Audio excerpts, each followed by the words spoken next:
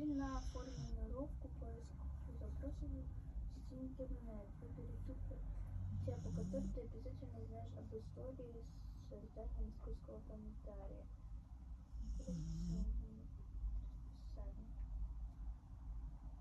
История первого комментария в мире.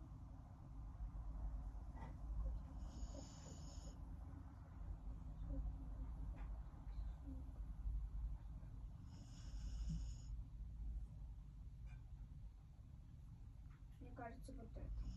Каким словом можно